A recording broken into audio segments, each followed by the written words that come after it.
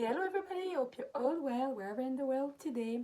Nadia Pajami here, multi-award winning, trauma-focused hypnotherapist, mind coach, psychic medium, intuitive development teacher and mentor, certified grief educator by David Kessler, Reiki master, and end-of-life doula in training.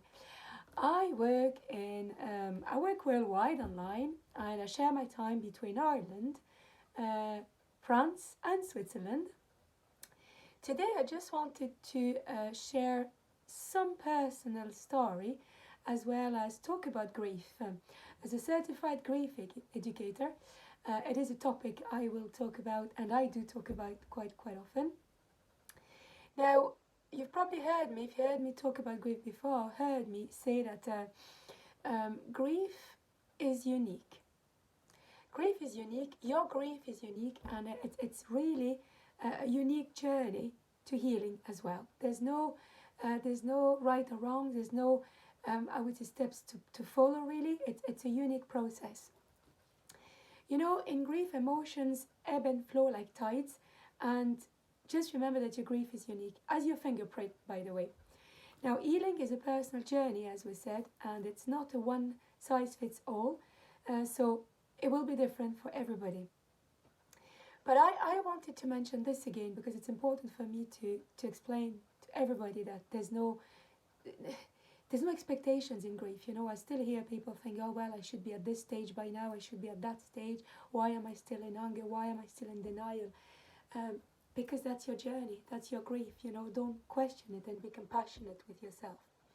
The other part of, I mentioned a personal story, and it ties in really well with what I want to talk about today.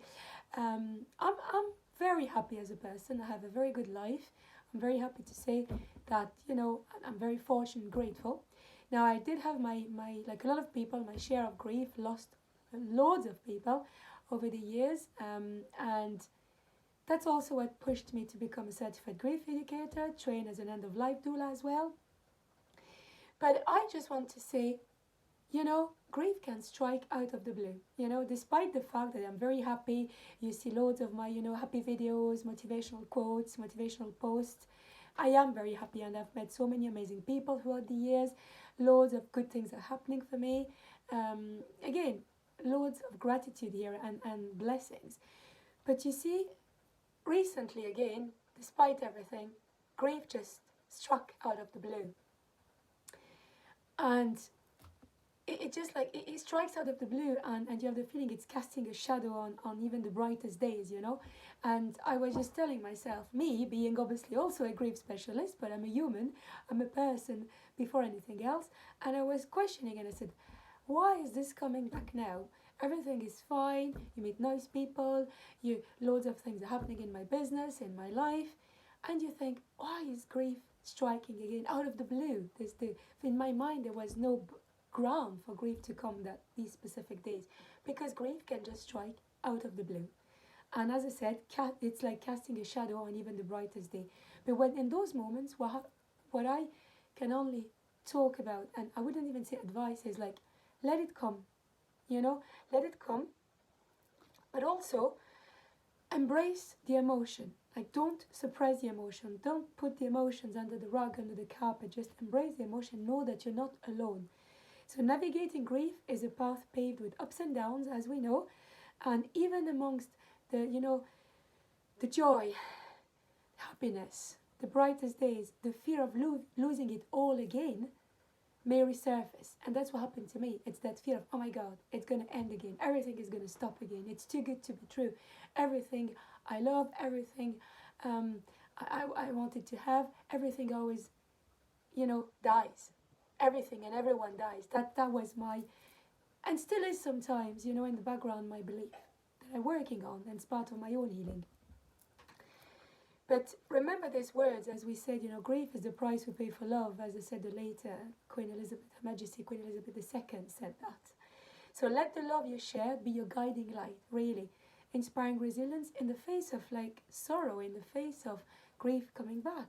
Your journey is uniquely yours, and in time you will find, again, whatever the timeline, you will find a way to navigate grief, a way to walk alongside your grief. And I think really today that's what I want to talk about more than anything else. It's like grief is not linear. So be compassionate with yourself. Don't suppress your emotion. Embrace your emotion. Acknowledge them. Sit with them. You know, I think you've heard me say a lot. We can't heal what we don't feel. So feel. I am not saying it's comfortable. Believe me, it's not. Especially when it strikes out of the blue. But feel. And your resilience will build up. So sit with the emotion, embrace the emotion, and listen to the emotions. Okay? In my case, I sat with it. I was a bit upset, and then after a few minutes, I sat with my emotions, with my grief, and I said, okay, I welcome you. I understand. You will always be a part of me. And I'm okay with that. And I will learn to live with it even more now. So hopefully this inspired you, and as always, if you feel the need to share, if you feel that somebody could benefit from my videos, please do. You can also subscribe to my social media, to my YouTube channel. I'll be delighted to have you on board so that you can follow my journey.